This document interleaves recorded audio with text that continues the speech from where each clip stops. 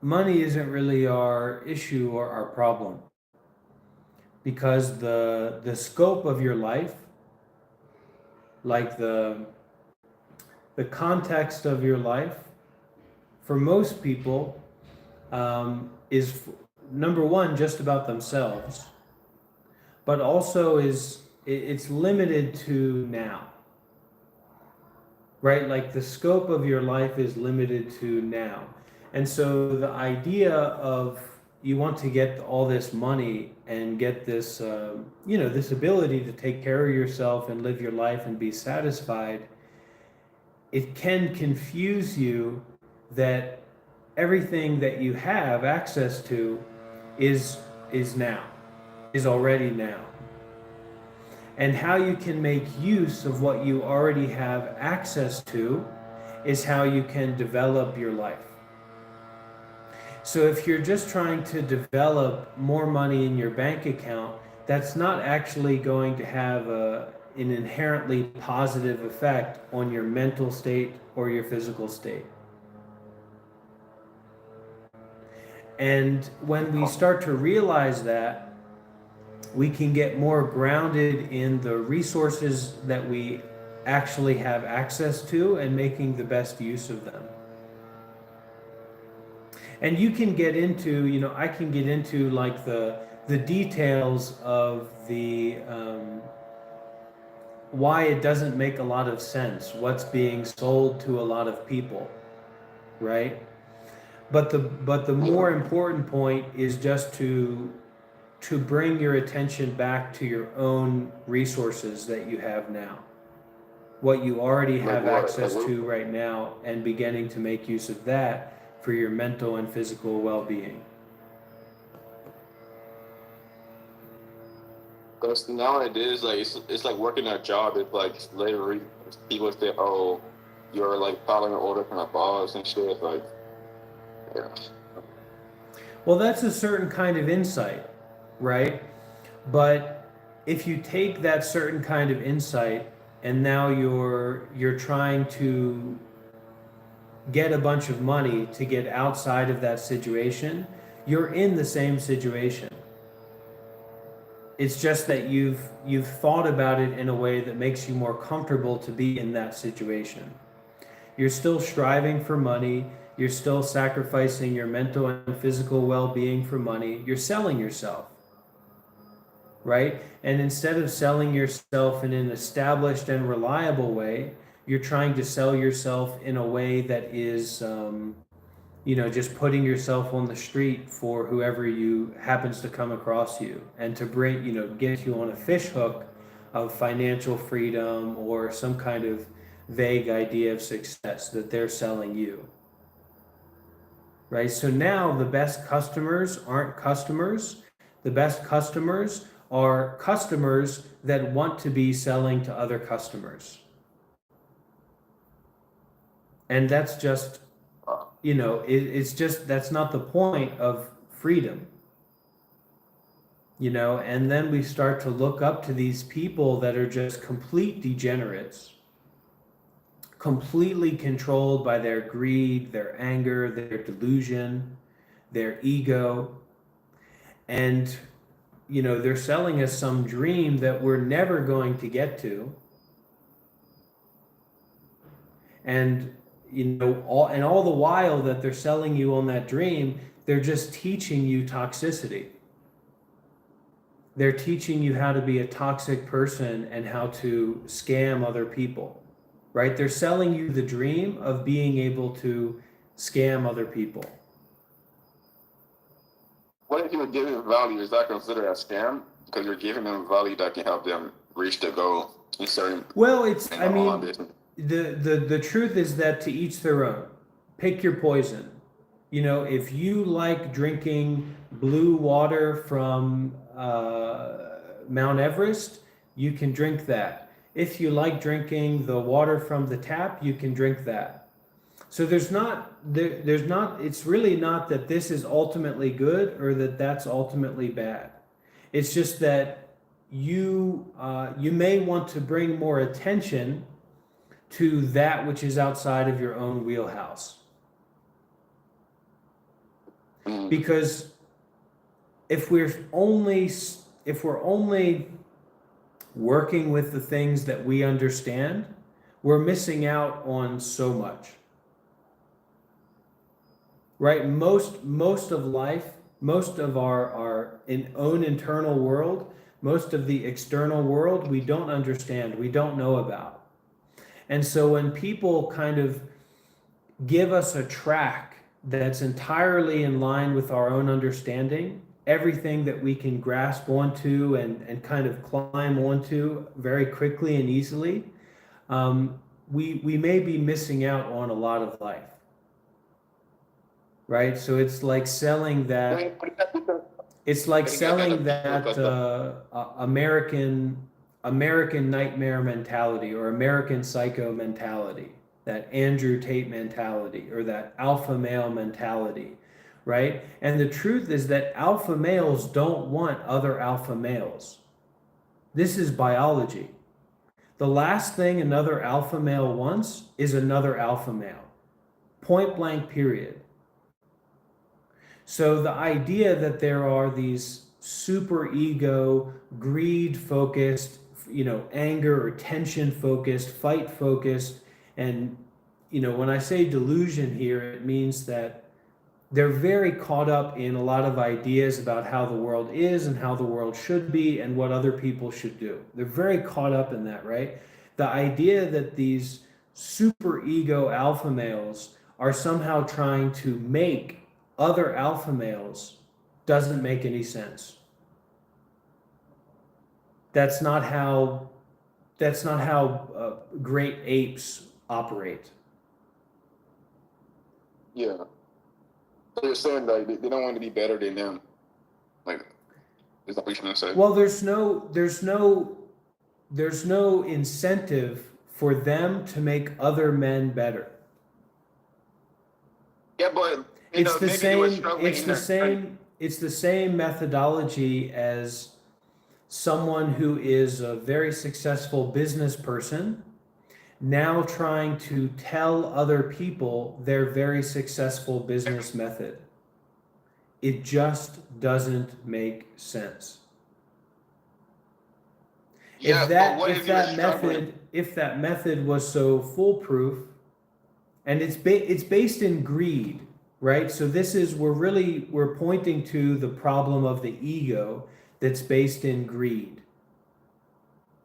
If we're talking about generosity, or we're talking about a perspective or a philosophy or a way of life that's teaching us and emphasizing for us to be more generous, that's one thing.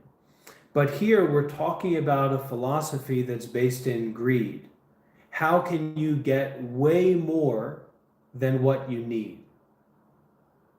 Right? That's the idea. That's the philosophy. How can you get way more than what you need? Because what you already have is enough in many different ways for you to be alive, for you to have food to eat, for you to drink water, for you to be somewhat healthy, etc. So when we're talking about greed, it doesn't make sense for people who are teaching greed and trying to express greediness to help other people compete with them. If they're talking about generosity, that's something else. We'd have to look at that more deeply. But if those people are specifically saying greed is great, I'm successful through greed, I want to help you be successful through greed, it doesn't make any sense. And so this is like the breaking point. And it's not so much a breaking point for discussion as it is this kind of looking deeply or releasing. And that's when we get more in tune and in touch with our our heart, the internal experience of our heart and our body, right? In this like deeper way of looking at life as it already is, and being with that, being with our internal stress, being with our internal fear, internal intensity. That's the highest intensity that you can be with. It's not running, it's not jogging, it's not hit training, it's not hitting the gym, it's not, becoming a big business manager, etc. It's that internal intensity where the vibrancy, the aliveness comes about, and your willingness to face that and to be with that without giving into just nonstop conceptual thinking. Because your experience right now totally blows out, without you doing anything, totally blows out any narrative of conceptual thinking about it. Okay, bro. So what if you learn a skill, right? Make a lot of money from the skill, and you want to help people to get better at the skill that you're in right now? Let's say you look at a business owner, you got really successful online, right? You want to help people become a better business owner, or just learn the skill you learn to, like, that's your goal. Is that a bad thing? Why would people want to do that? Basically, like helping, just trying to help.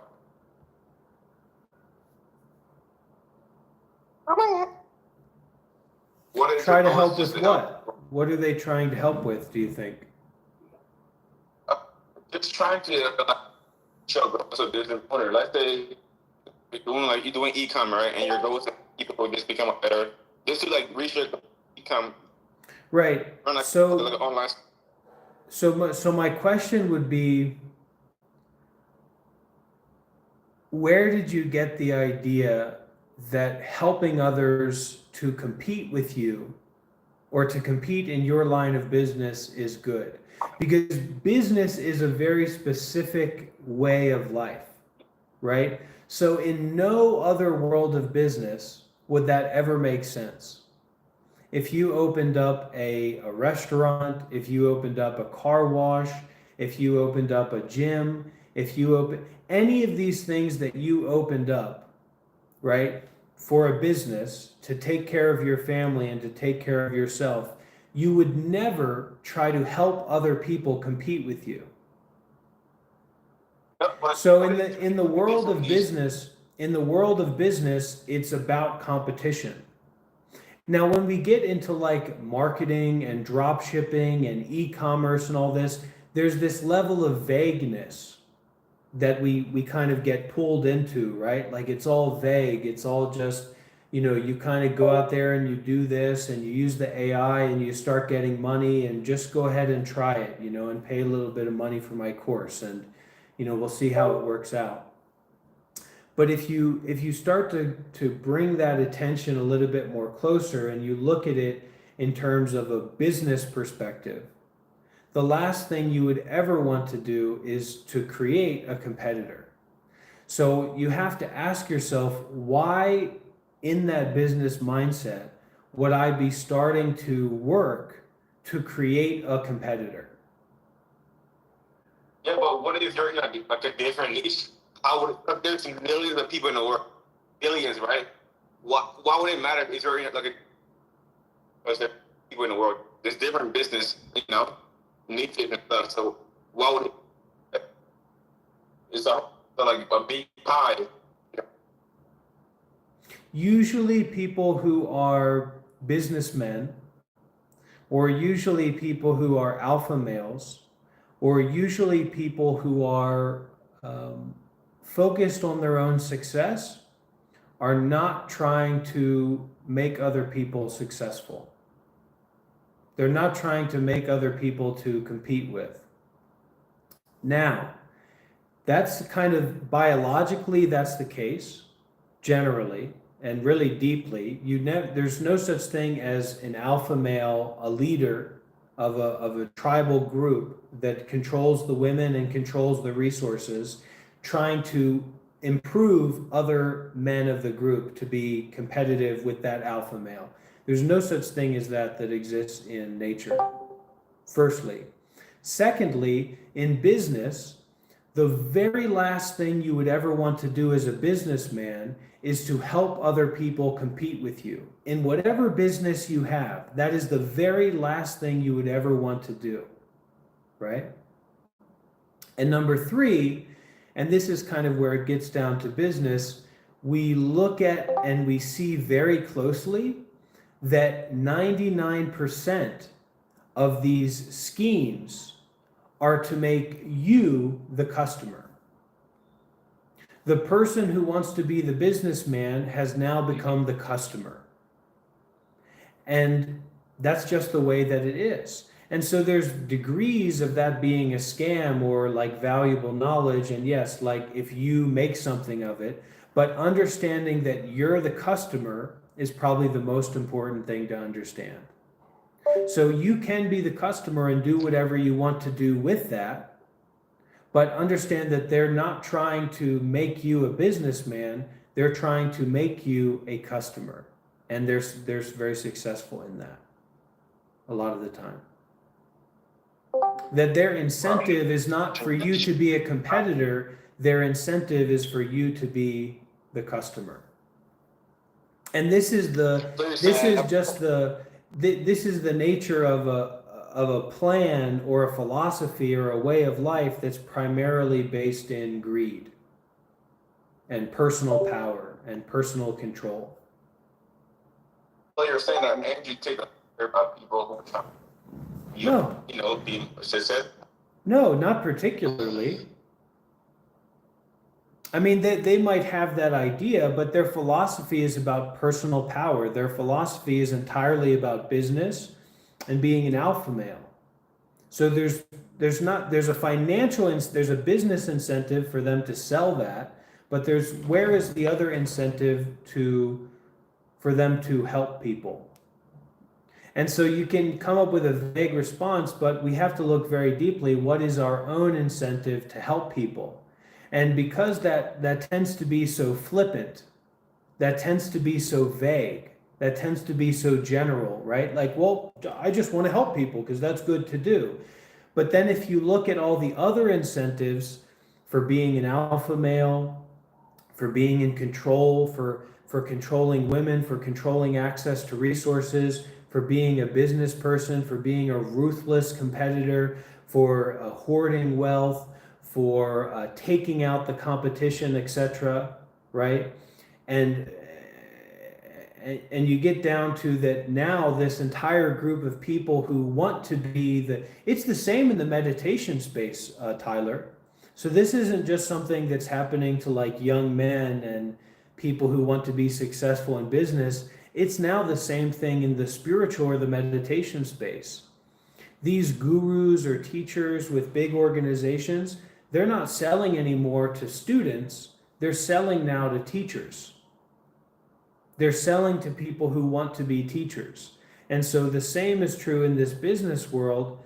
These business people are selling to people who want to be the people that sell to other people. And it's a downward spiral, and there's less and less value because people aren't creating and cultivating something to offer of value. They're just trying to sell whatever they can to get back as much as they can, or more than they can. Are there people that offer value whilst also earning money from it? Sure, it's possible. It's possible, but you have to look at the scheme of it and the underlying philosophy of it, and really your own internal intentions and how this teaching or this system that you're buying into is now influencing those intentions. So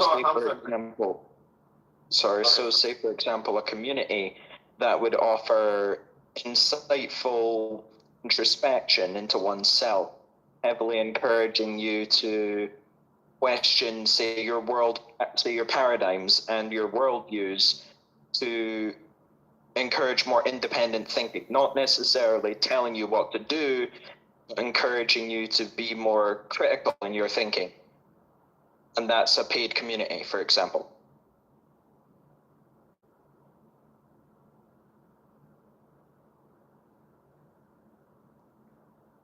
Yeah, like I said at the beginning, I mean, you pick your poison.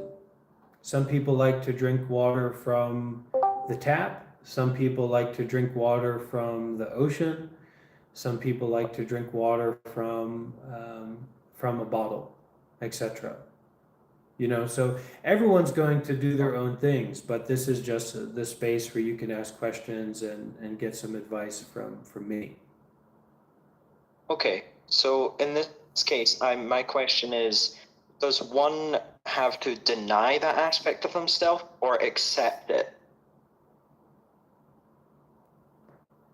What aspect?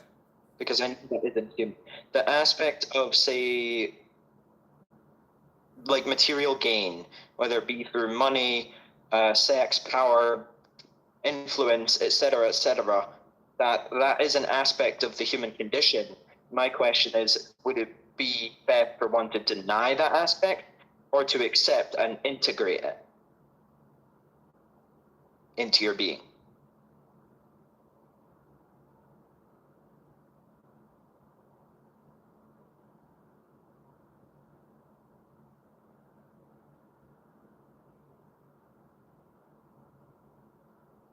The aspect of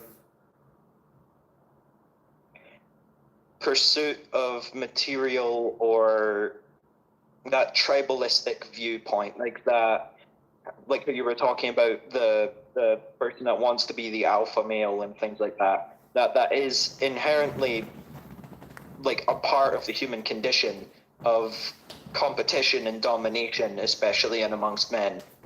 And it can change in its severity, of course, from in the past it might have been violent, but now it's more so, say, in the realm of business, like how you were talking about that. My question is it that that aspect of the human condition has enough value in it to merit utilizing it, or does it not have enough value in it, therefore meaning that we should abandon it and deny that aspect of the human condition?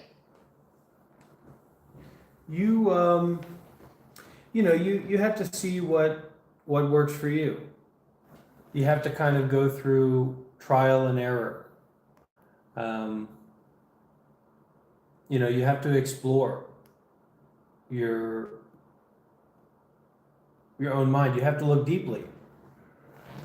Right? Look deeply at your own experience and start to be more open to values and ways of looking at things that aren't just um, normal or typical or what seems to be right. You know, like how the world has been going for many, many years seems to be right. But if you look at the ecology or the environment, pollution, global warming, you know, the wars and the genocide, the new genocide that has just happened, right? We can start to question, like, what are we really doing, and what's really important in our lives? What is really important to emphasize in our own lives? And everyone is going to come up with their own answer to that. So there's no black and white answer. This is good and this is bad. But being like open enough to ask a question and open enough to look deeply at what we're experiencing right now, I think that's one of the most important lessons that I'm here to share. Right. So in that case, I suppose I'll rephrase it. I didn't mean that it was good or bad. I was just meaning if the competitive, tribalistic, like kind of domination ideals that is within the human psyche should be entertained, or whether it is something that can be entertained, period, or whether it would do more harm than good, regardless of how you use it. And by harm, I mean as in it would disrupt the harmony of the system, and the system, I mean, like, say, society, for example, more than it would actually benefit it. Apologies for being a bit vague.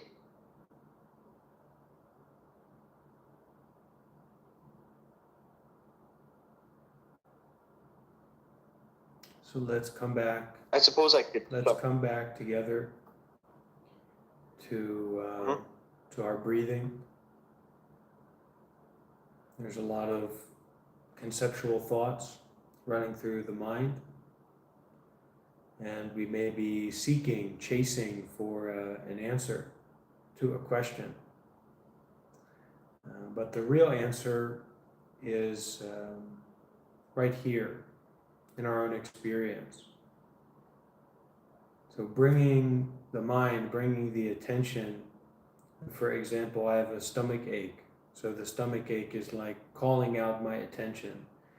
And if you don't have if you're not lucky enough to have a stomach ache like I do, you may just be able to notice that feeling and that experience of your breathing right now. And allow your attention, allow the presence of your mind to go into the breathing, to come into the body.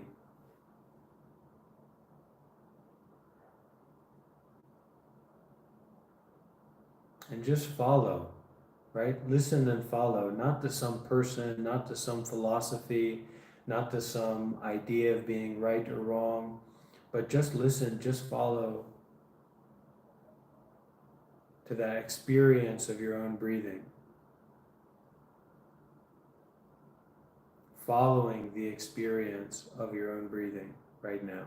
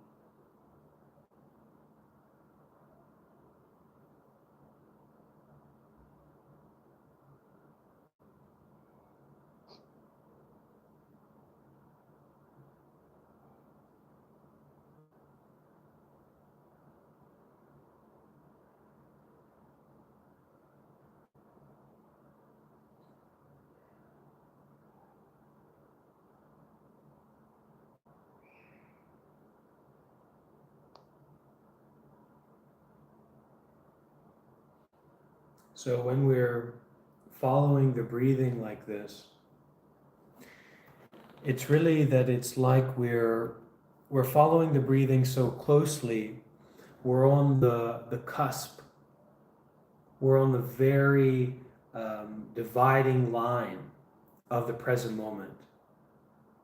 So we're not controlling the ego, but we're actually staying beyond the ego with how closely we are following and with the present moment.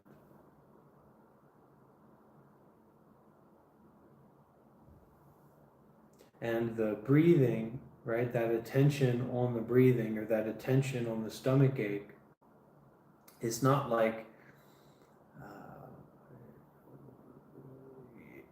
that's something special, but it's just a tool that we're using to stay on the very edge, to stay on the very cusp of the present moment.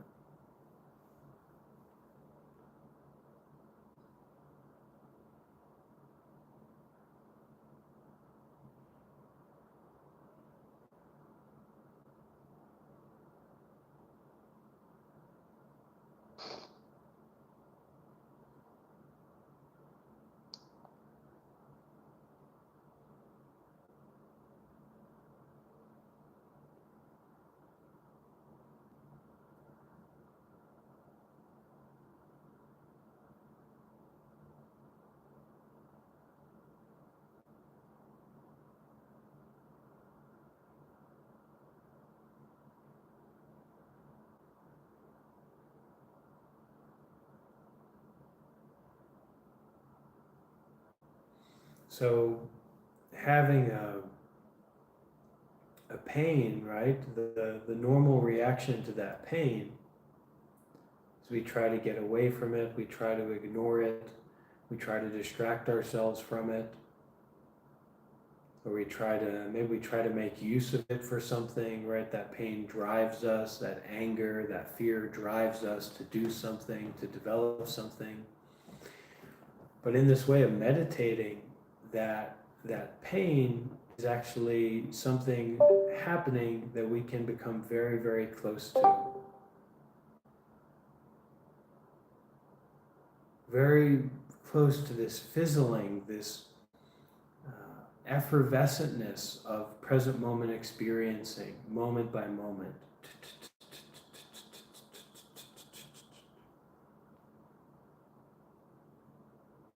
And instead of building up our ego, we're actually releasing the ego.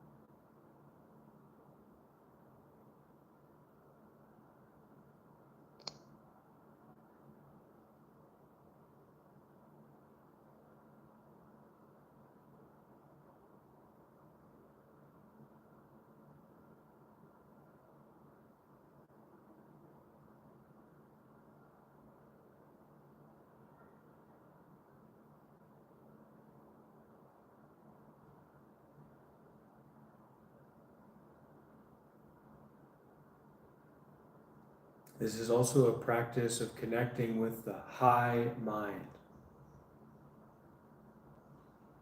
That means that instead of being on the chain, the pulling chain of our thoughts, of what happens in the world, of what happens inside of us, we're actually moment by moment saying hi.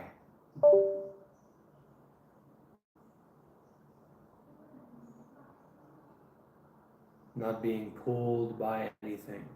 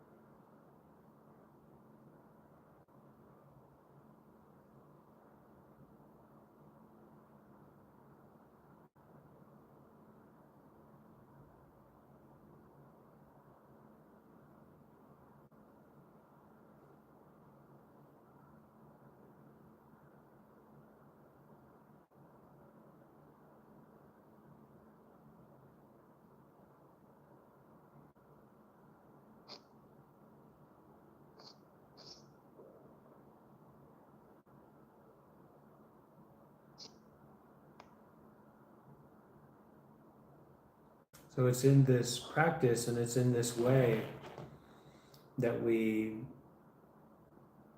can see beyond the scope of interpersonal and interpersonal conceptual thinking. We give so much importance to our religion, to our philosophy, to our interpersonal perspectives and personal ideas about ourselves. And this can actually disconnect us from living life and disconnect us from helping ourselves and helping others, to go beyond the plateau of what is convenient or what seems to be possible.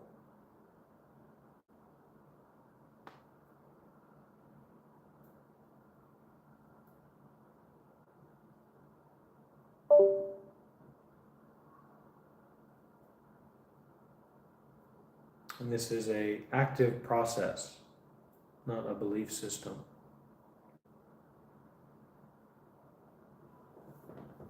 May I ask a question?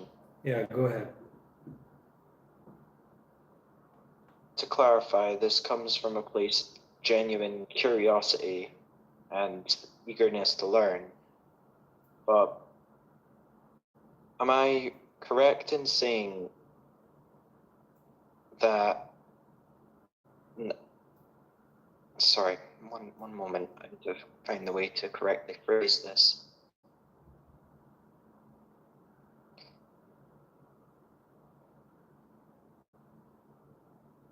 Is it to not, is a goal perhaps in Buddhism to not desire, to have the abandonment of selfish cravings and desires? Is that correct?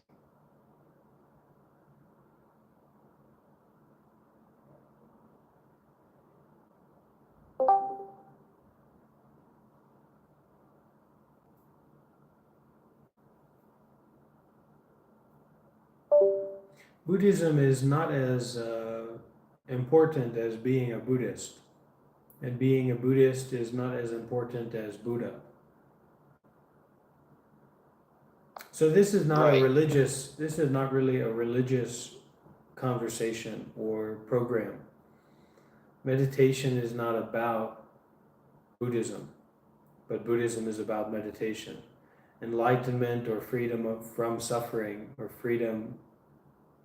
total freedom is not about Buddhism, but that's what Buddhism is about. So Buddhism is like the philosophy, Buddhist is the practice, and Buddha is the realization, right? The compassion and wisdom that go beyond conceptual thought or conceptual structures of past and future, etc.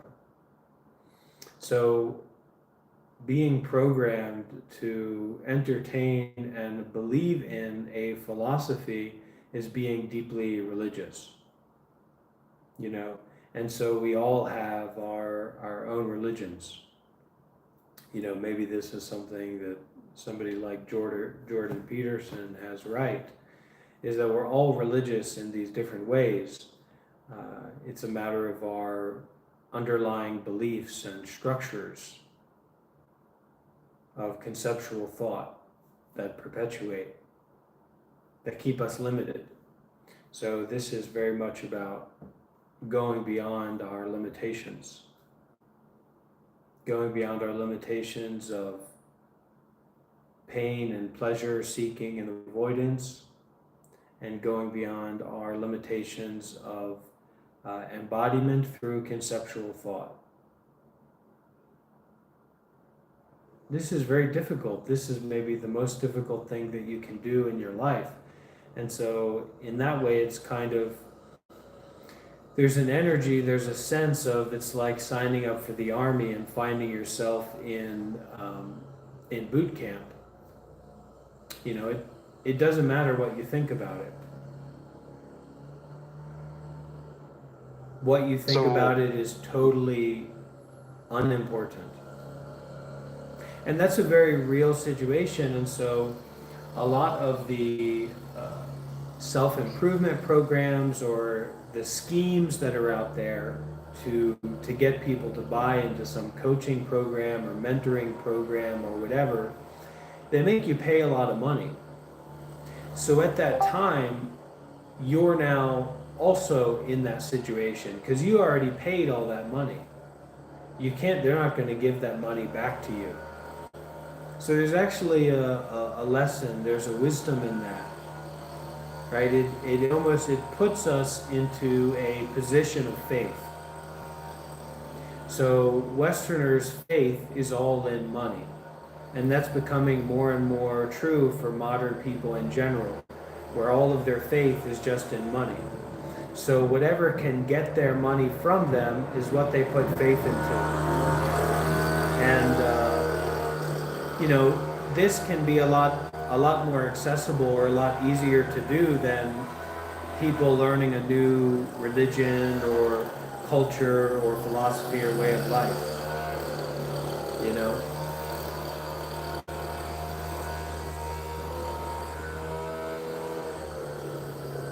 But is it not that obtaining that state of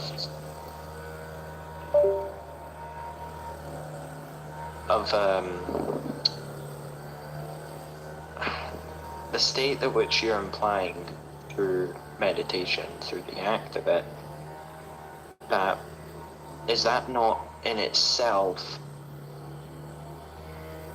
like, what's the phrasing that you used exactly? A concept, an idea, a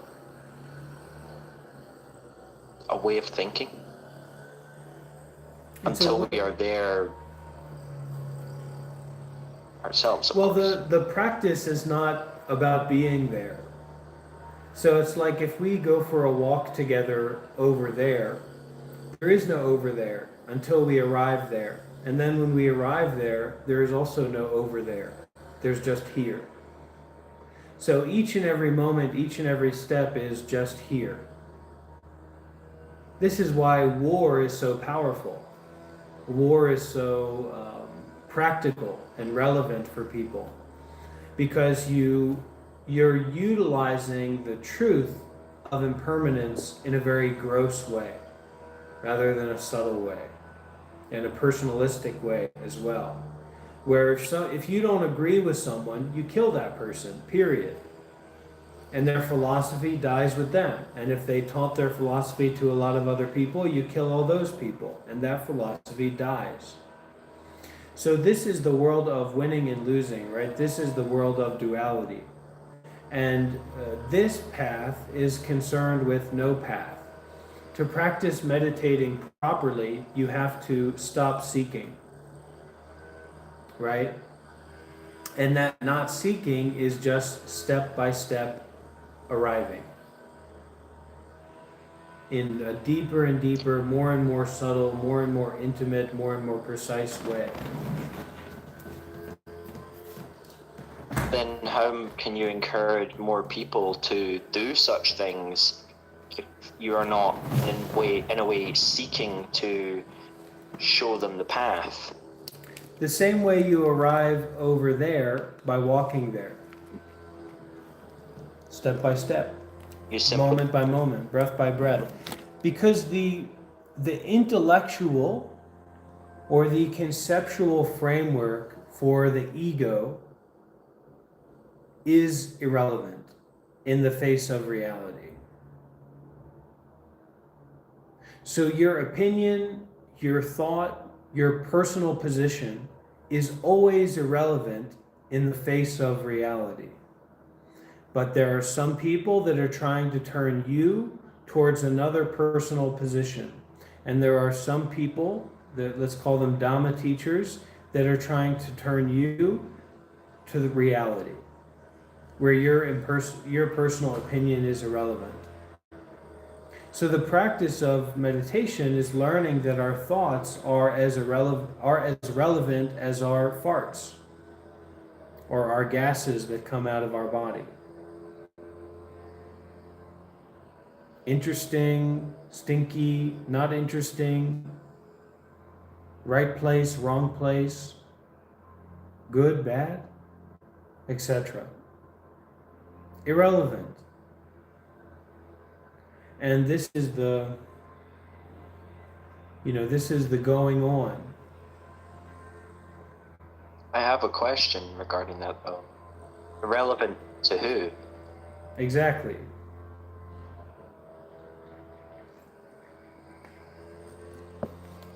Right, and that's that question, that who is a knife blade held to the throat. Who is this?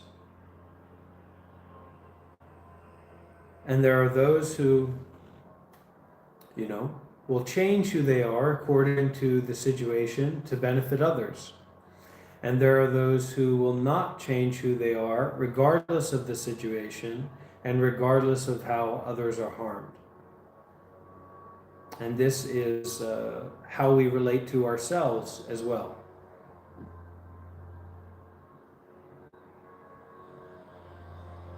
Would you say that there are aspects of ourselves that change that we might choose to change or not to change on the environment. However, there is some deeper aspect of ourselves that is eternal. Sure, you can say that. Someone could say that.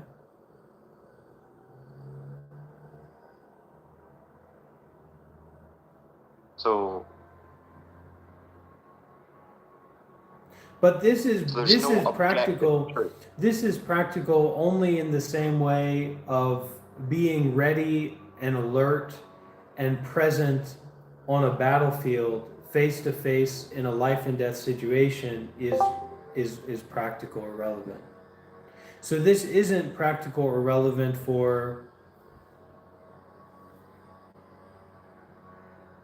the ego or for the story-based narrative of sights, sounds, smells, taste, touch, etc.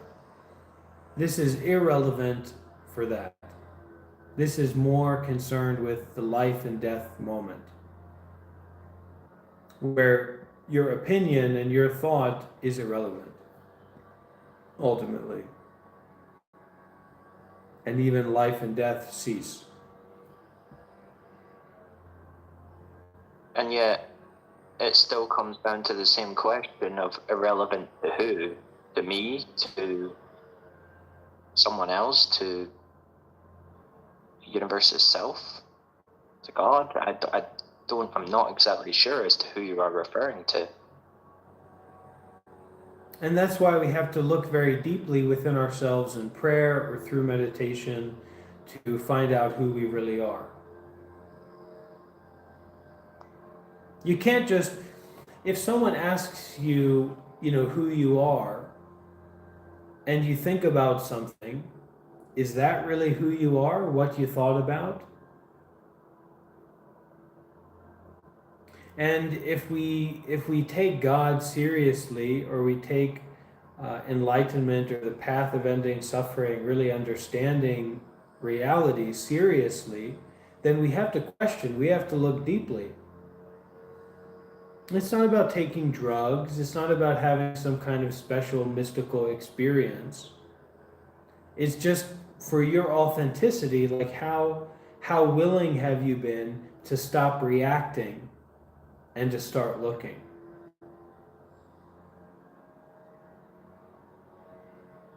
That did wake me up to realizing this and the one aspect of myself that I've always had, and that is being a truth seeker. I've always wanted to understand the truth. So DMT won't help you. A lot of conceptual ideas won't help you. You have a big lot of ideas about you to know all these things. All of that's just, empty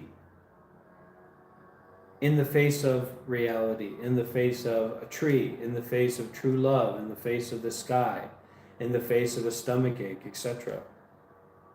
And then those, if we don't learn to detach, if we don't learn to forgive, if we don't learn to renounce thoughts, then we just build up our ego more and more and more, and then it goes from being someone who believes in God to believes that they are God, etc. And creating all of these complex conceptual stories about, it's just like writing a movie, writing a book. Go write a book. Go write a movie. But it's better to let go.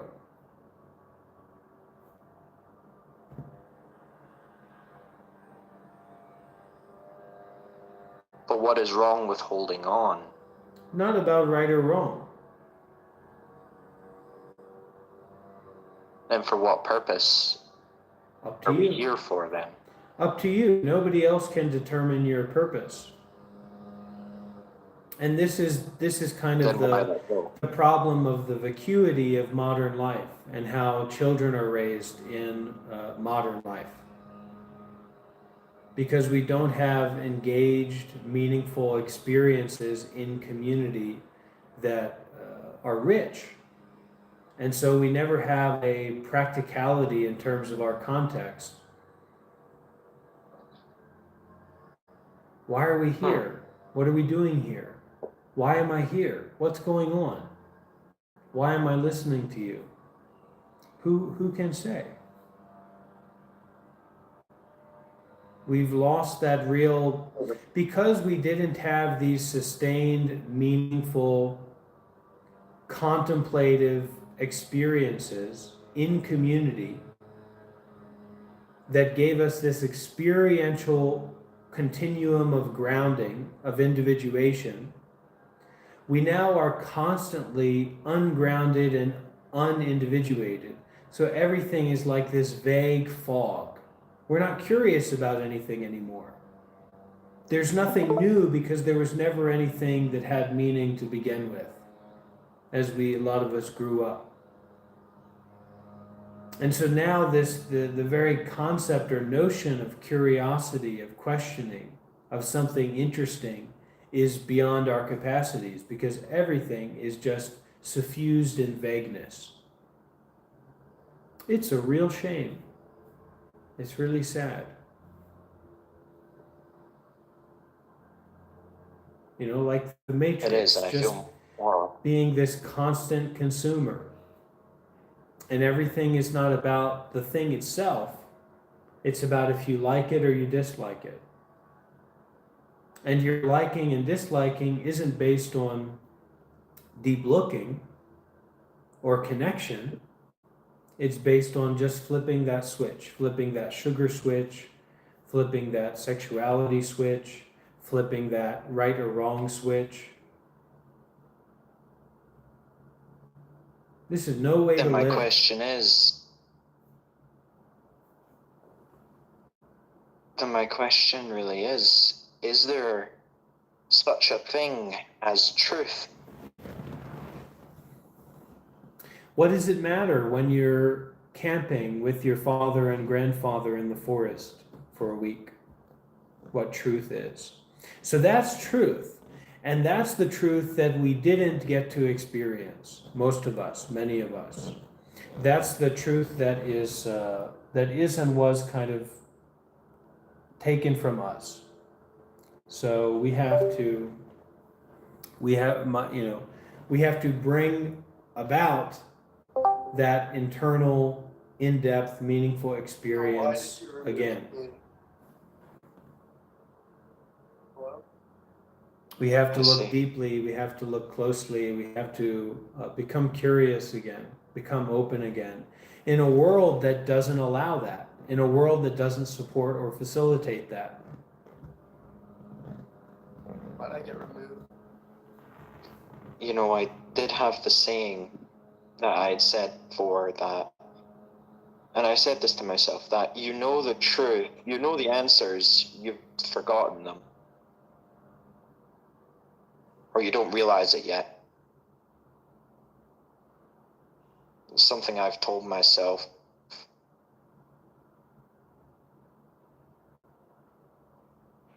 I suppose that has helped me. But presence, pure presence, would help me an awful lot more. When we close our eyes, we come back to our breathing, and we look closely. We look very, very closely at this direct experiencing and stop making judgments about what is being experienced. Not about liking or disliking.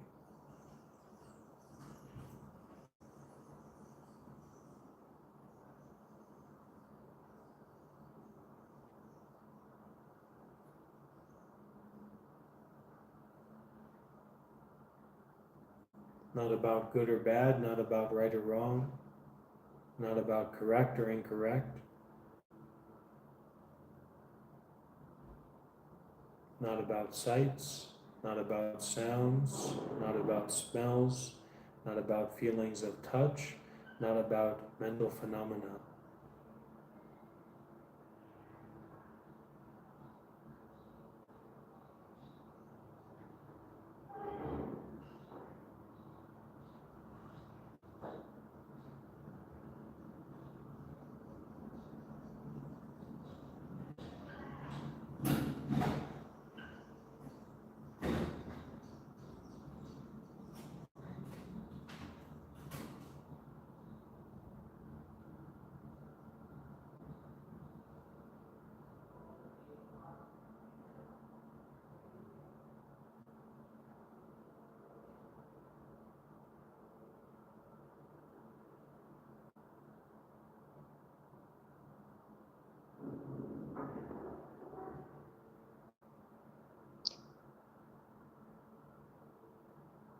And so instead of following the ego around, we watch the ego.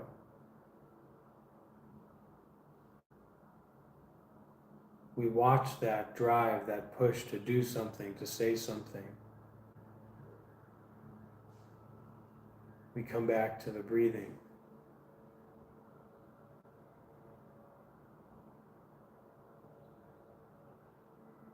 We get back into the process of not being pulled around by the ego. Because we're looking so closely, whether it's on our breathing at the nostril or tension that we notice, etc., we're looking so closely that the ego can't keep up. It just becomes like a commenter. And we ignore that comment and keep looking. Not looking for something, but the looking itself. The looking itself that is not about looking or not looking.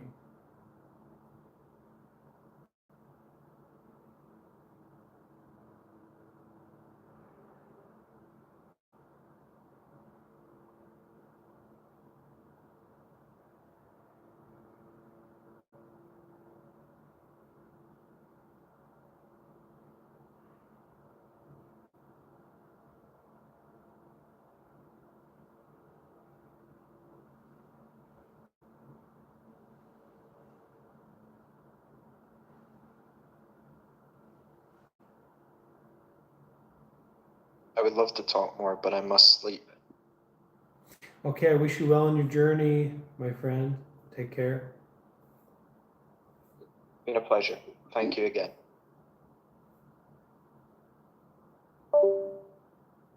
Hello. Are you still going to be live? I have a question. I was just wondering about. Yeah, you go ahead. What's your question?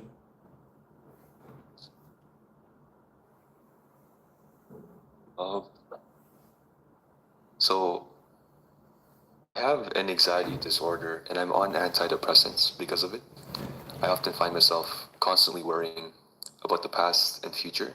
I try my best not to worry, but I think the things I do worry about, they negatively impact my life. So it's very difficult to detach myself from worrying about them, since I'm able to see the negative consequences and how it impacts my life.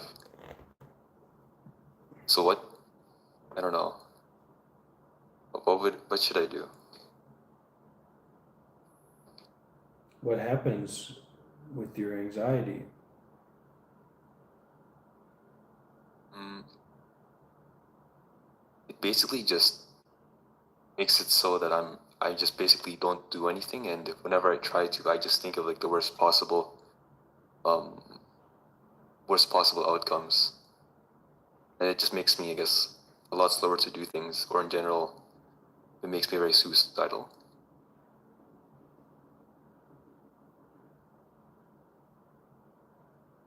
What do you eat?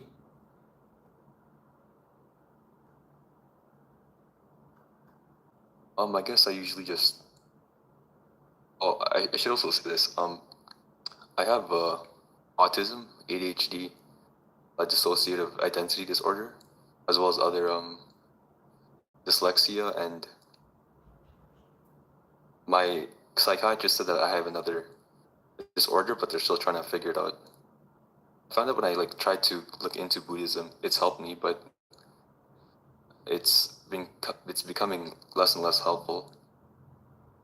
I found that meditation helps, but it's not being as helpful anymore.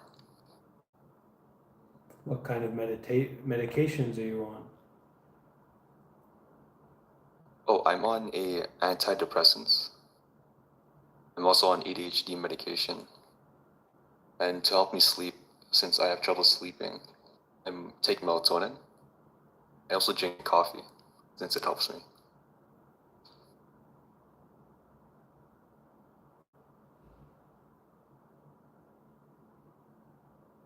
How old are you? I'm 19. Where do you live? I live in Canada, in this urban city. It's a big city.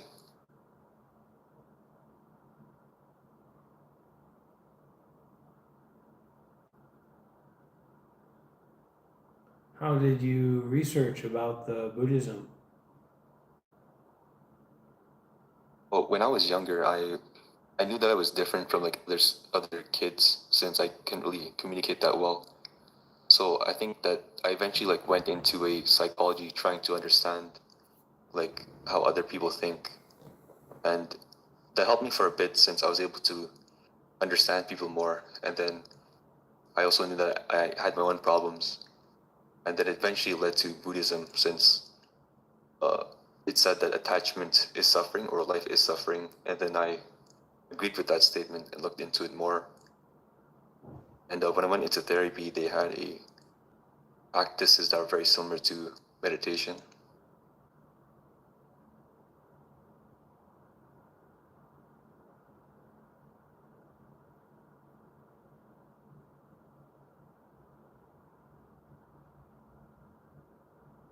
So what are you going to do?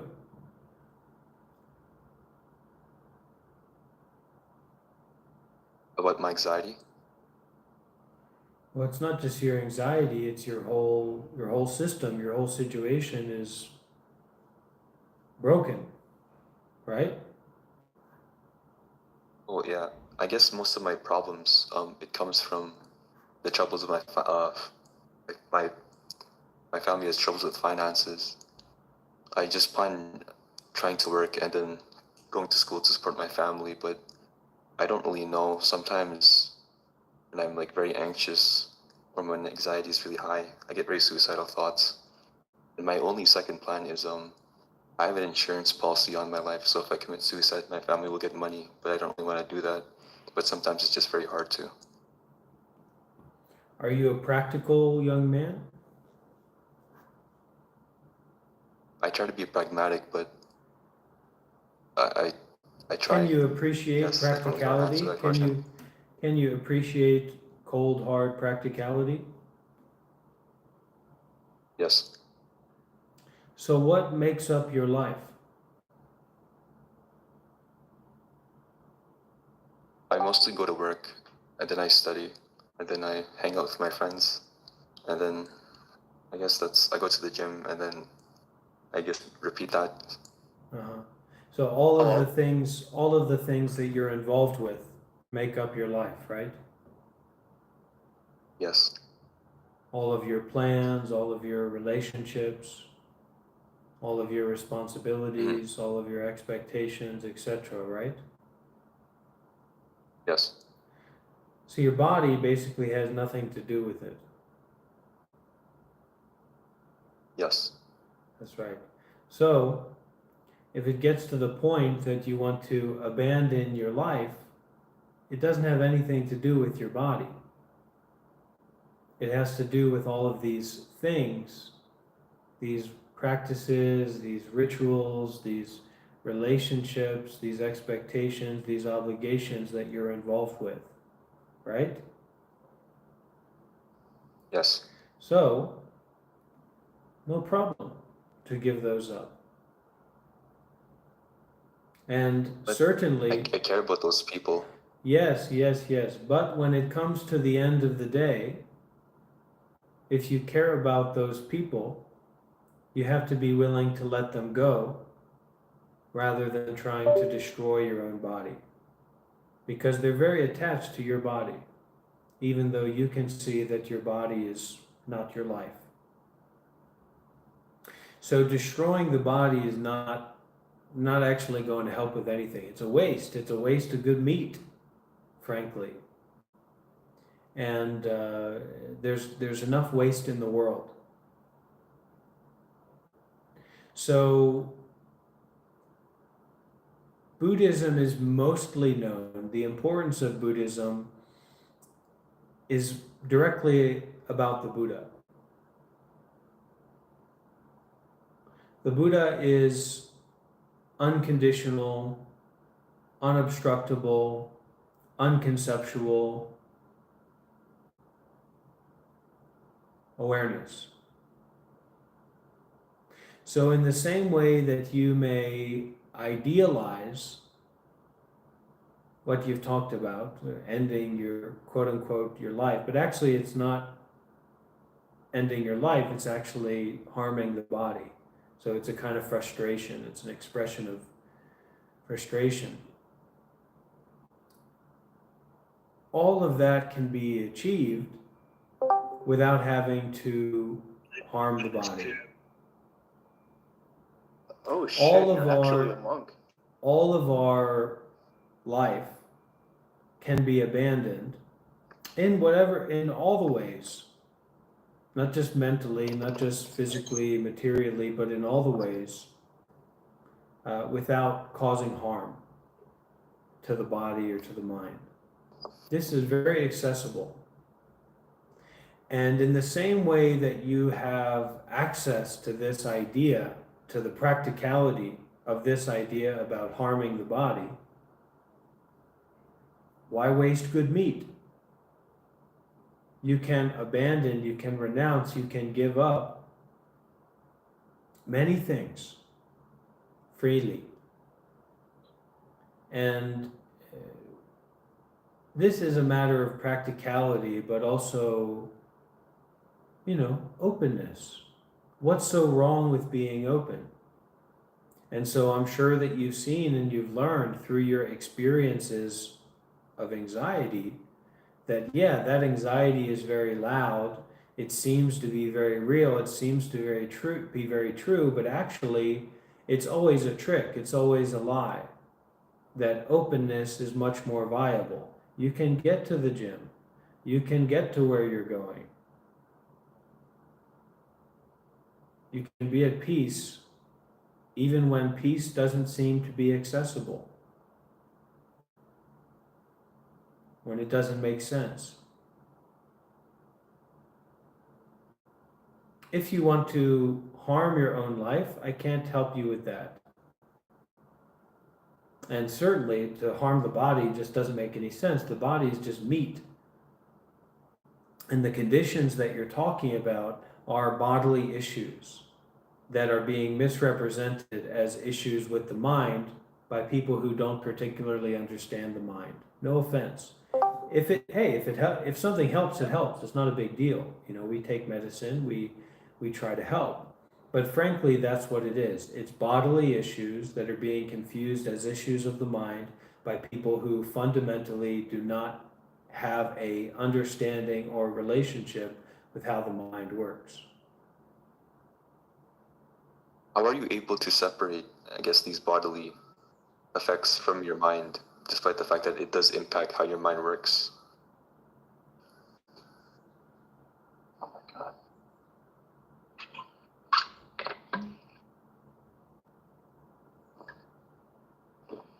The how is a little bit like brain surgery. So brain surgery is very difficult. But if you open up the brain and you start poking around, slowly you'll learn about it, won't you? Take a long time. I mean, that's what they did. That's how they learned modern neuroscience and brain surgery, was by taking big pokey things and shoving them up into the brain and spinning around, seeing what happens. That's how we learn. So that process of actually beginning to take off the top of the skull and start to poke around in the brain is not an intellectual pursuit, and yet it leads to certain kinds of relevant intellectual expressions, right? And so it really comes back to that, like when you have a system that is so broken down, the physical system of the body, and you're confusing that system as the mind. So you're saying, okay, I'm going to destroy the body to get rid of this system. That is a emergency situation, an emergency alarm that your body is telling you to change, to shift, to be willing to go in a new direction. And we very well may have been, stuck Are you Buddhist? lost, You do Buddhist meditation. really tripped up by My those God, why are you so experiences, obnoxious? up to this point. But that willingness to give up and to finish and to end and to cut off is really the beginning of the poking around. It's really, really powerful. Really, really powerful. And it's not about our intellectual thinking of ourselves or the intellectual ideas that we have about our responsibilities and relationships with other people. Now, everybody will tell you, don't run away from your problems. You've got to stay there and you've got to fix it. You've got to try and deal with your problems in the right way. And that's why a lot of people feel pushed to destroy their own bodies, right? But the point here is that you don't have to destroy your body to abandon your life. And the body is not the mind. So this is more like building a relationship with the way that reality actually is. The worldly people, the people of the world that you will encounter, that you've encountered up to now, do not have a particular relationship at all with the way that reality is, period. There were some studies that were done not too long ago that spoke about there's no biological or evolutionary incentive for our senses to be in line with quote unquote reality. Our senses are developed and aligned with getting what the body needs, period. So if we rely on our senses to be in accordance with reality, we're going to be wrong. We're just going to be right in terms of feeding ourselves, finding water, not, this is hot, that's cold, this is okay.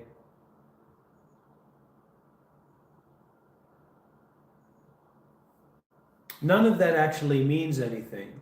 Hot is not hot. Cold is not cold, literally.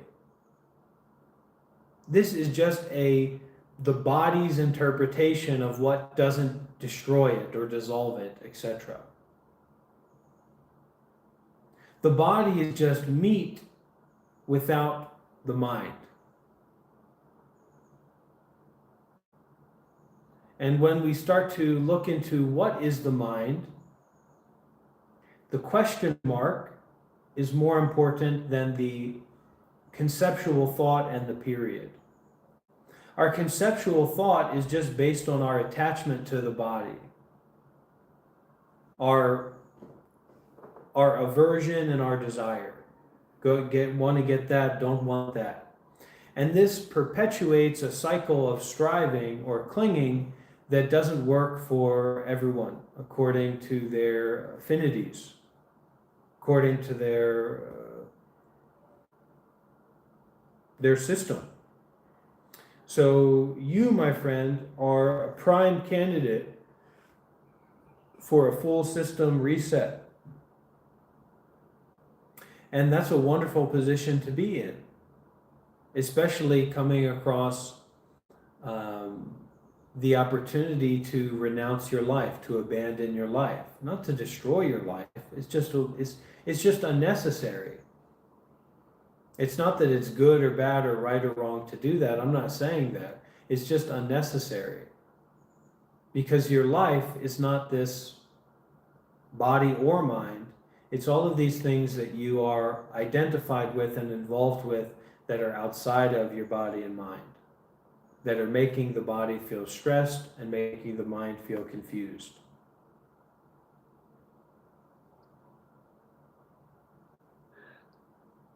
I think one of the most useful particular things about Buddhism that has helped me was the practical, or like it just helped me see or understand what really mattered, I get many thoughts that are not useful to my life and actively make my life worse. But when I meditate or when I engage in Buddhist-related activities, they're able to help me understand a situation better, and I feel more clear and more confident. Would there be any, like, maybe books or recommendations to learn up on, I guess, the most practical aspects of Buddhism or Buddhist thought?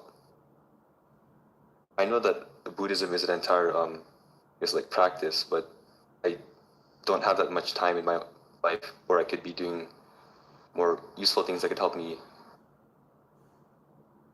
in life. But is there any books or anything you could, resources you could recommend me? You got to adjust your perspective, man. You can't keep What do you mean? you can't keep holding yourself on this edge of ending your own life. What kind of life is that?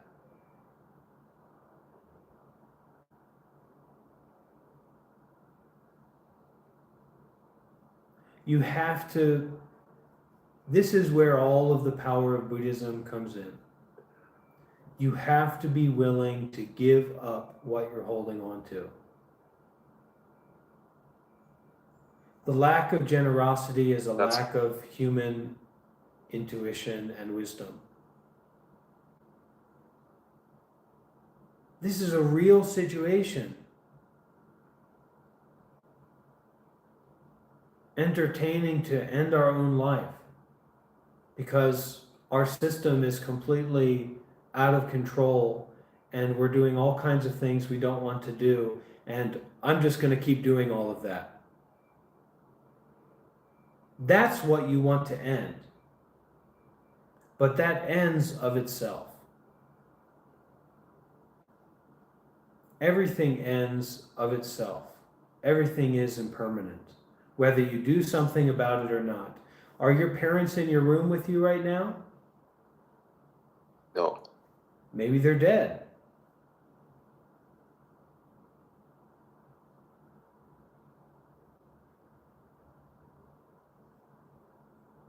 But there's still people in my lives that, rely on me, and I have to. Let's go I back. have younger Let's siblings go I have to back. look after for. Can you see your parents right now? No. Can you hear your parents right now? No. Can you smell your parents right now? No. Were your parents born? What year were your parents born? 1976 and 1978. Okay. So when does the contract of life expire for people who were born in 1978, 1976 and 1978 expire? I don't know. Would they die? When do people who were born die?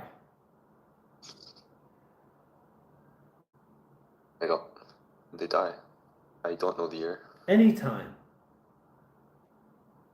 Is that Yes. right or is that not right? That is right.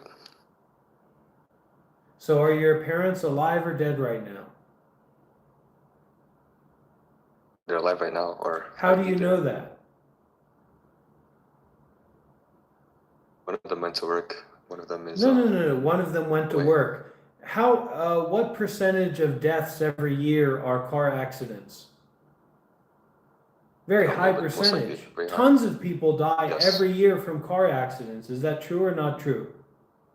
Tons of people. That is true. Do you think those people are fake people or real people? They are real. Do you think those people have families or they lived alone in a cave somewhere? They have families. Okay. Do you think that those family members expected that person to die? Yes, but maybe not when they. Eventually, yes. And when is eventually for death? It'd be any time. Anytime. So are your parents alive or dead right now? I don't know. I don't know.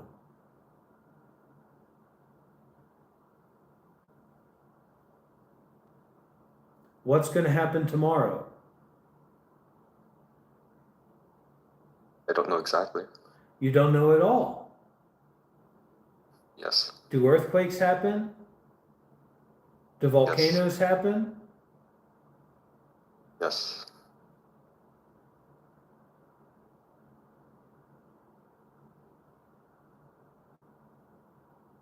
Who are you?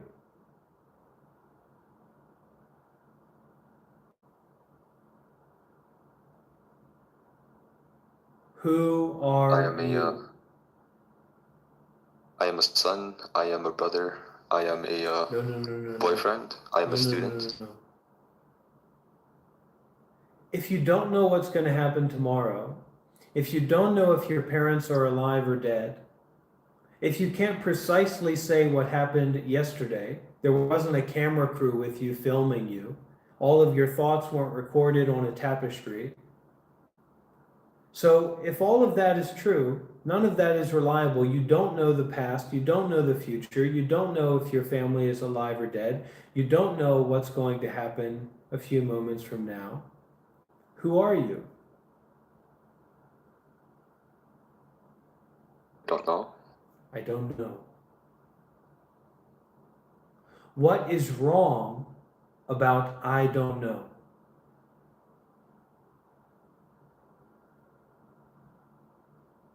I think you should know things, or you should know what would happen, or at least have an idea. You life is shouldn't filled- feel anxious. You shouldn't be autistic. You shouldn't be dyslexic. So should is the nightmare and the stress of your life. There's nothing wrong with not knowing. I'll give you that answer. There's nothing wrong with being in a state of not knowing.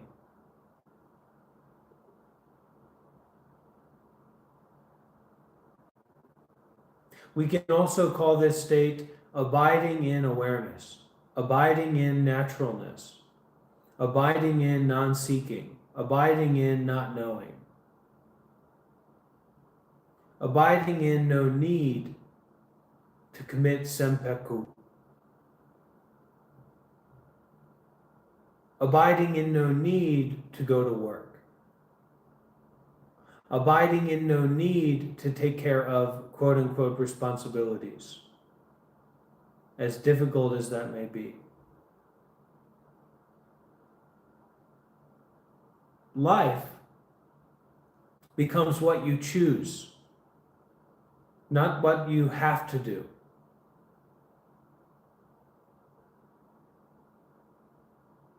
How are parents who are neither alive nor dead going to tell you what you have to do?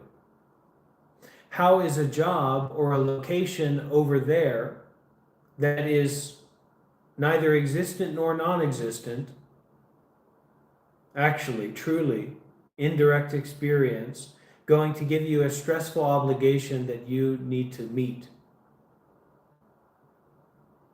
You can have these relationships with people and appearances and things, but if you cannot not know, if you cannot abide in not knowing, in natural being, then life is going to be a nightmare. And our system is going to be completely dysregulated and discombobulated. And then we get into a situation like you're in, my friend. Taking amphetamines, taking SSRIs, thinking that there's something wrong with you. If there's something wrong with anything, there's something wrong with the world, the culture, the society. But why does there have to be something wrong in this? And why can't this be our lives? Why can't this be who we truly are? This that is not about anything.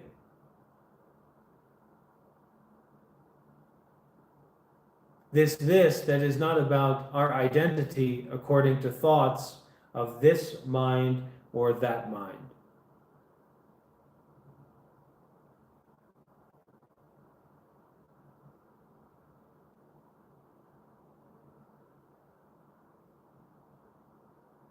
And there's no bad answer to that.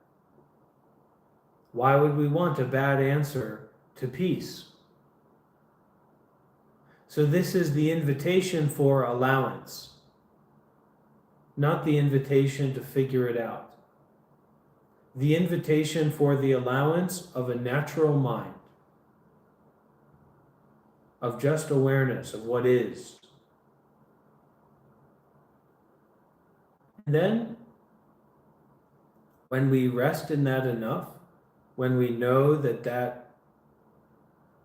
that way is our birthright, then we can go along and ruin our lives, or ruin the lives of other people, or make things up in our head.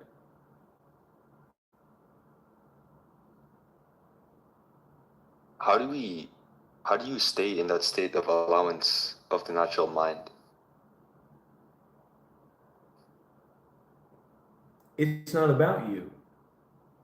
It doesn't have you in it. Stop putting you in it. And natural awareness pervades everywhere.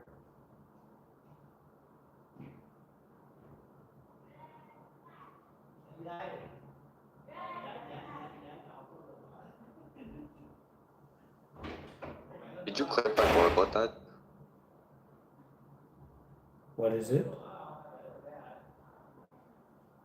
How do we remove, I guess this would be the ego or ourselves, from, I don't know, just to allow yourself to have a natural mind? There's nothing to remove. That's the natural mind.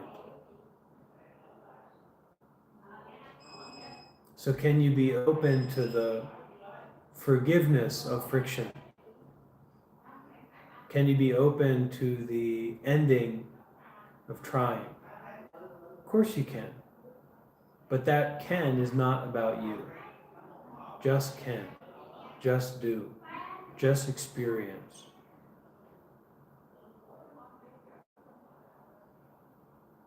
Just feel.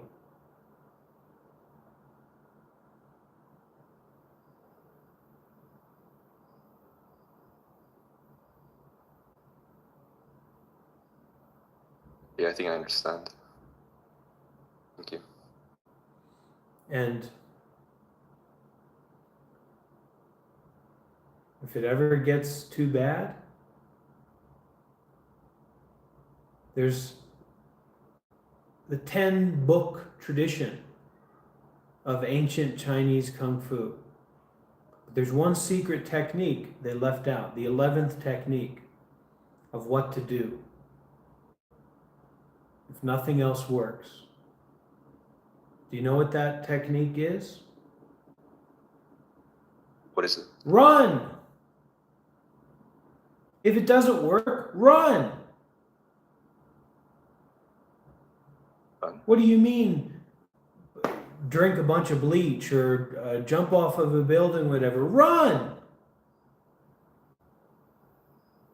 Leave! You go. You go and become a monk, or you go and save up enough money to go and drown yourself in Thailand or something, for God's sake, instead of Canada. Right? Doesn't make any sense. Yeah. We run. We know how to run. And then instead of getting trapped in our ego and in this situation, in our identity and in our job and in our role and in our relationship and in our whatever it is, even if you got a big fat butt, hopefully not too fat, your butt isn't too fat. That's why we can have this conversation. You get your big fat up or your little skinny butt up and you run. You get out of there. Who cares about being right or winning or meeting your responsibility or living up to your faith or your ideal? Run. And then you go from there. But first you gotta be wise enough to get up and go. Stop letting that ego, that conceptual framework, just dictate everything. Fuck you, ego. not in a competition, but just release. And when we don't Are you able to? release, we get so far down this pathway of constriction in a non-aligned society, non-aligned culture, etc. Nobody's to blame, but sometimes it just doesn't work out. To now where anxiety, we're autism, we're schizophrenic, we're depression, we're bipolar, etc., etc., etc. We're taking amphetamines, we're taking SSRIs, etc., etc., etc. We're talking about ending our own lives. And it's all because we didn't know how to stop. And because people said that us not aligning with what they desired and what they expected meant that there was something that was wrong with us. And then we had to systematically go through this prison education system to get to adulthood, where now we are supposed to take care of ourselves and other people as well, after being raised in this way. Something wrong. There's nothing wrong with you, my friend.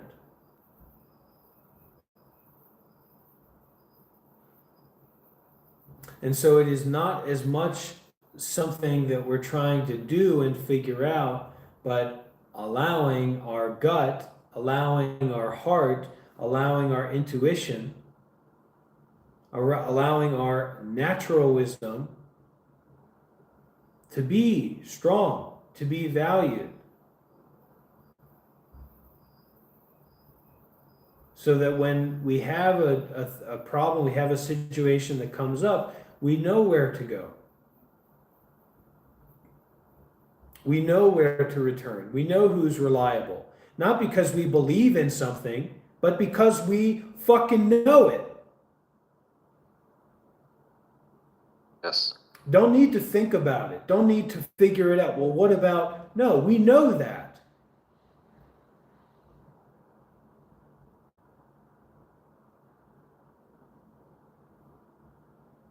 And it's not necessarily about being comfortable. It's not necessarily about everything working out.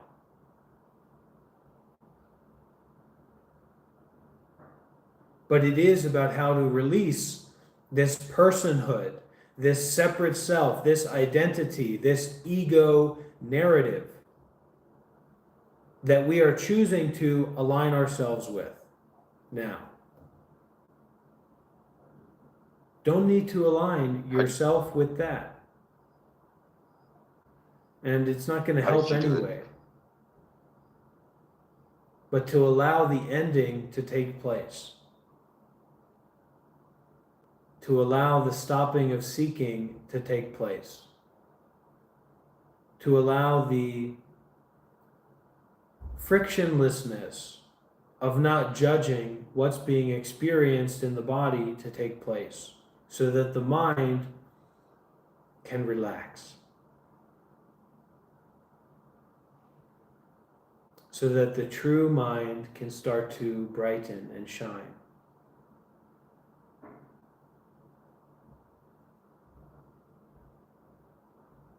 Thank you.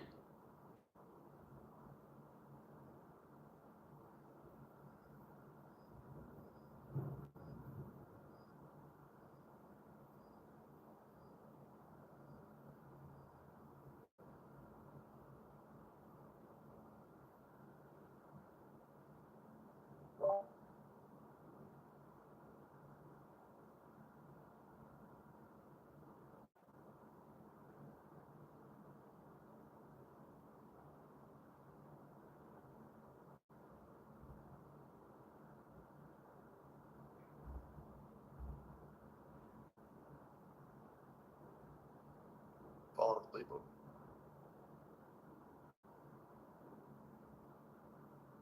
Do not believe mine.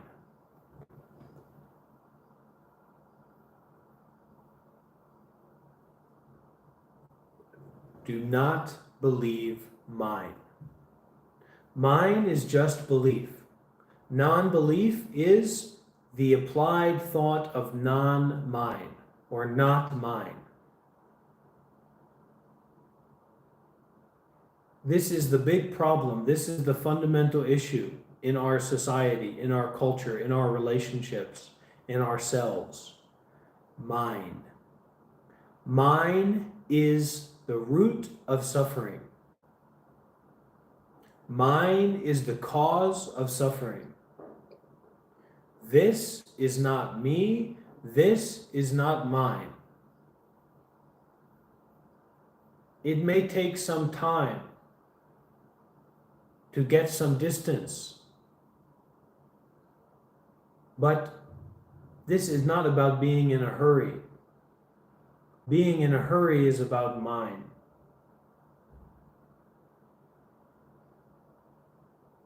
Relax and learn how to say fuck you to your job, to your relationships, to your ego, to your family, with compassion, with wisdom. I'm not talking about going and fighting with people. But we get pushed into this box of identity, of clinging, of suffering, of confusion, of anxiety, of mental health issues, of physical health issues, of ego. And it is unnecessary. The subtle art of not giving a fuck. That's called meditation. That's called real meditation.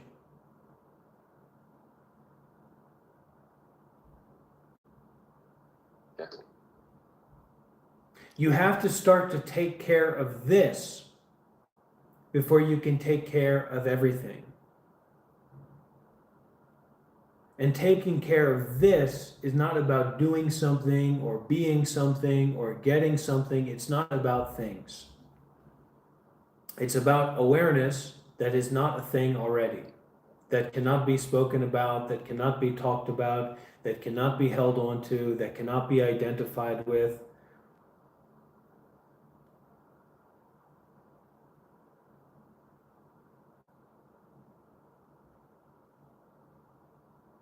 When you get those thoughts of clinging on to something or identifying yourself with something, or you feel the feeling that that is going to happen or might happen, what do you do?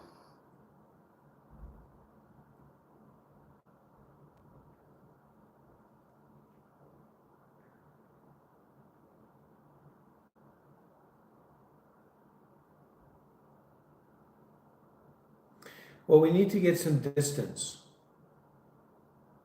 Not in a hurry. We need to get some distance from liking and disliking. We need to get some distance from pleasure and pain. So we get distance from pleasure and pain through awareness. Awareness is not about pleasure or pain. Awareness is not about good or bad. Awareness is not about this thought or the absence of this thought. In the midst of this thought, in the midst of the absence of that thought, awareness is not about that. It is arising in awareness, it is passing away in awareness, and ultimately, it neither arises nor passes away, even in the midst of its apparent arising and its apparent passing away. So we began to do things freely, from a place of freedom. So knowing that we have gone out of our way to make sure that we have an escape plan is not keeping a gallon of bleach under our bed. Yes. It is to be ready to say, fuck this. You've got 2 feet, 2 eyes, 2 nostrils, 2 ears.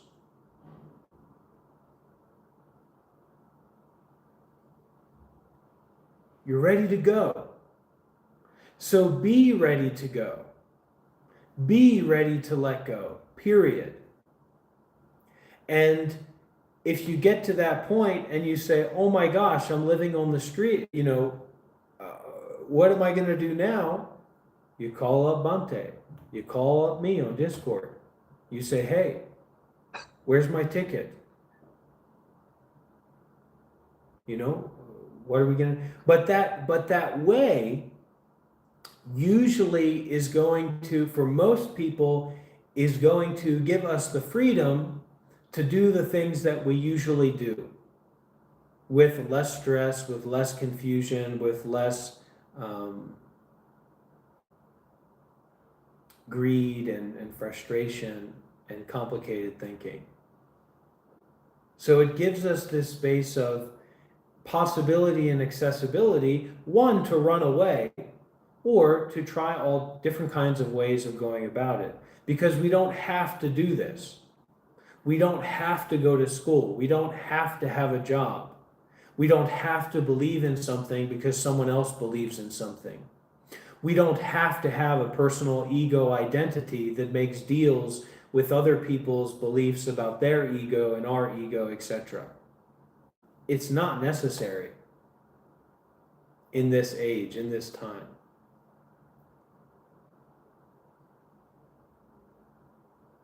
At this moment, which is really all that we have.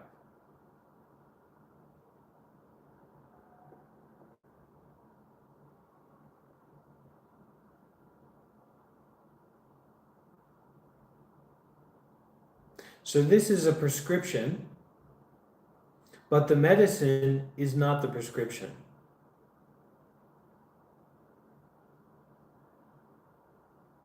Okay. So don't go around looking for more, and that's what a lot of people do. They go around looking for more and more prescriptions instead of taking the medicine.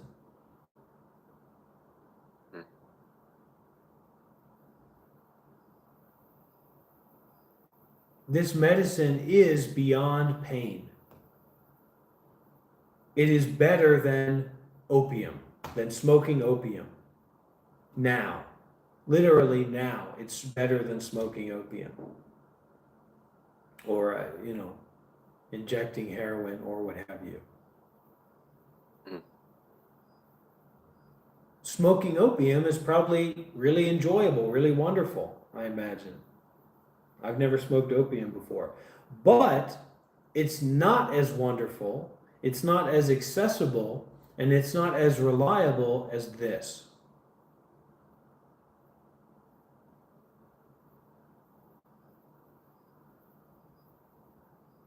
Awareness without emphasis on things.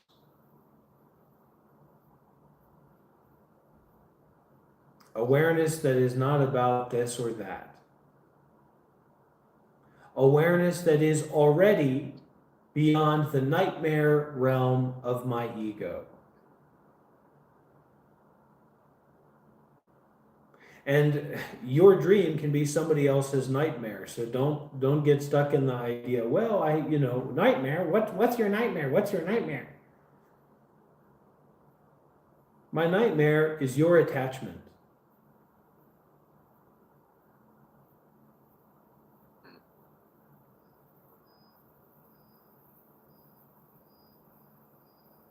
And you can practice this level of self-awareness through meditation. If I just continue practicing that more.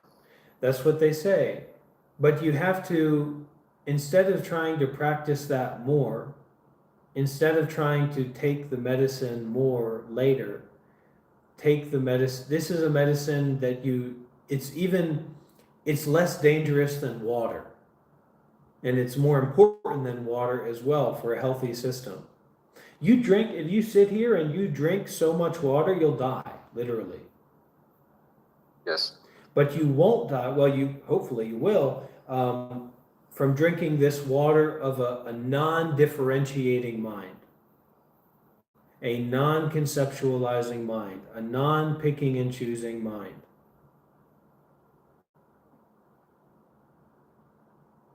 A mind that does not make judgments about the experiences happening in the body, a mind that does not make judgments about the experiences that have happened, which is really are happening in the mind.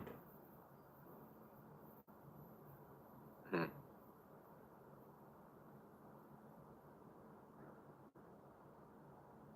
So pain, physical pain, is actually very helpful for this.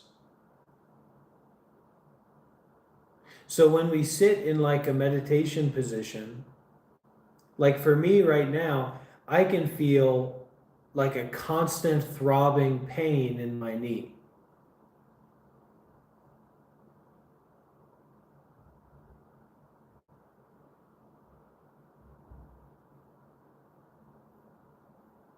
Why are you doing that?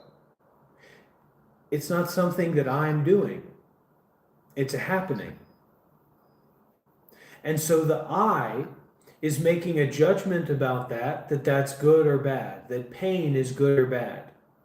Don't they say no pain, no gain? But beyond that, what's happening now? And so in this pulsating, this kind of 5D, holographic, sensational happening in my knee area here, can I practice to not seek? Can I practice to not control? Can I practice to not make a judgment about happeningness? I cannot really do that because I is based on this judgment or reactivity about what's happening, that happening as being a thing. But the awareness is like a just experiencing. Now I'm talking about the pain, so it's actually getting more painful because I'm like appropriating it, making it a thing.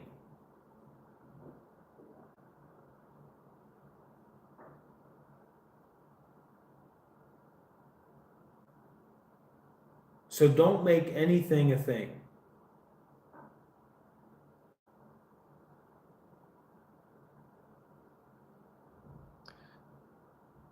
You don't even have to breathe.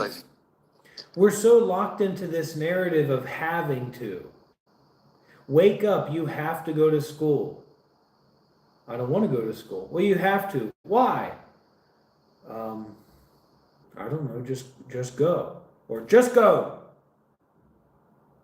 Which is fine, that's happening, life happens, but here we get to ask why, and we get to receive no answer, and we get to practice non-action instead of looking for an explanation. So we don't get to stay, we don't get to go. It's not about something. Viscerally, in the midst of things, it not being about something in particular, and our willingness to practice with that this is not about something,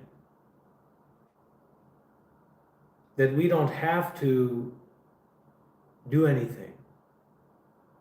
We don't have to be anyone. We literally don't have to breathe. You do not have to breathe. Your heart does not have to beat. You don't have to be alive. And then we say, oh, okay, I'm going to jump off a bridge. Well, that's not really the point. The point is that life, or every happening now, is more like a gift, or more like the unknown than it is something controlled, or based in an ego, or a self, or an identity.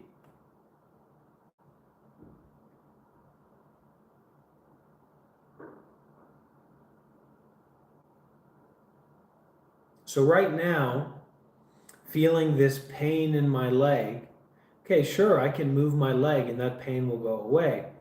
But so that's like a moment by moment sensation, like a sizzling, like a hot plate. It's like a hot plate is literally on my knee right now because I'm sitting cross-legged. One of my legs are crossed. It's like my knee's going to explode with pain. So with that, And then it calmed down and it comes back again. It's like the waves pulsating, pain, neutral.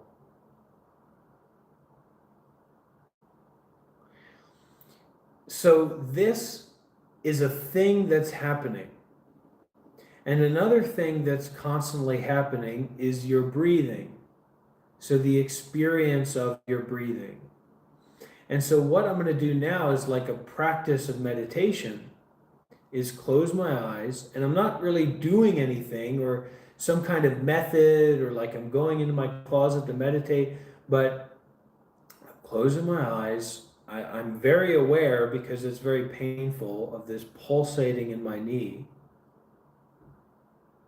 relaxing the body, and just allowing attention to be given to what is there, even if it's painful. It's not good or bad. How can this pulsating pain in my leg be good or bad? It's not a thing that can be put into a box. It's like a hologram. It's like vibrations or light or vibration of some kind, like a gravity thing going on, pulsating in this body. But I'm not, it's not like I have a full 100% awareness of all of my veins and muscles and tendons and bones and everything, right? But it's kind of like empty space. The body is kind of like empty space. It's almost like the body isn't even there.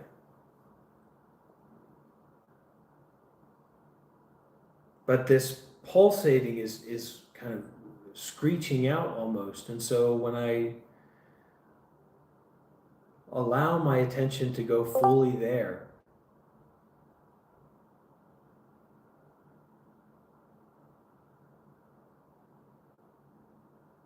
just feeling that and not making judgments about it.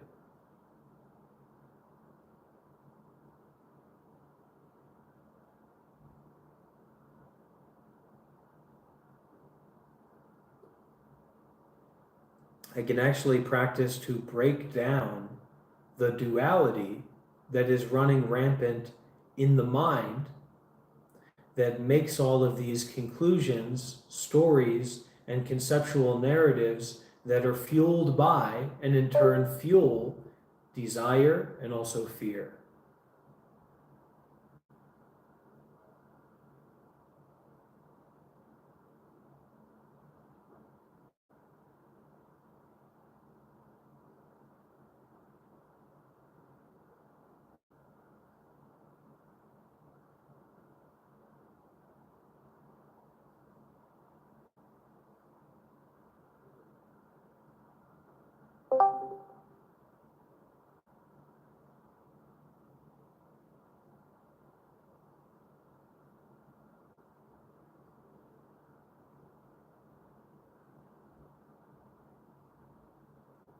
And so kind of a wisdom, so this is the teaching of the Buddha, that we're not going to get freedom from suffering by meditating ourselves through it,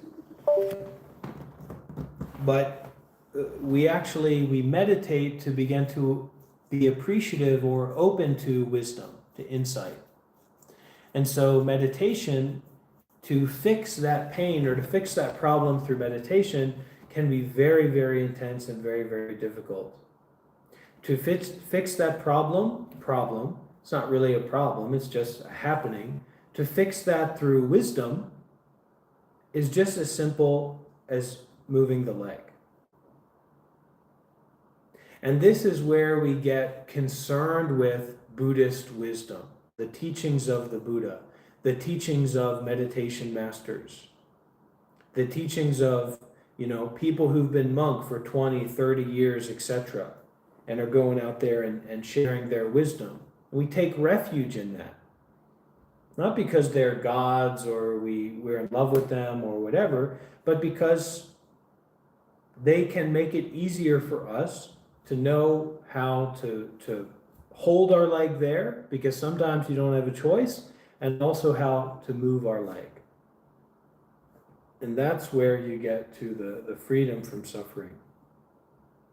But that leg being there, that pain, is also very helpful if you work with it, if you look at it in the right way.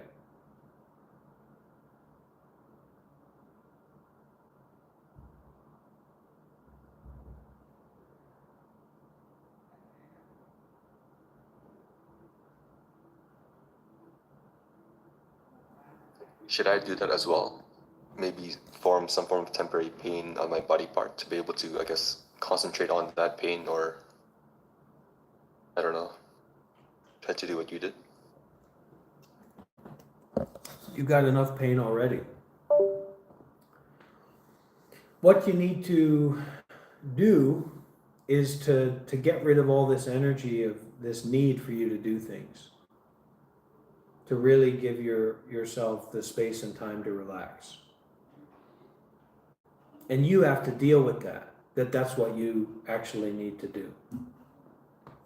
Just like how you thought that what you actually needed to do was to destroy your own body, right? To cut the rope. But, and then you had to deal with that. Now you have to deal with the fact that actually what I really need to do is I need to let go, and I need to calm down, I need to relax, and I need to give myself a break, a real break. Not a vacation, but a break from that identity that needs to do all these things. And now you have to take that in and process that.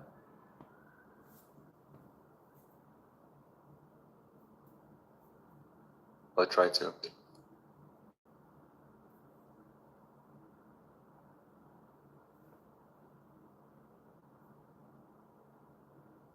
It's unfortunately getting late where I live, and I'll have to go to sleep. But thank you for talking with me.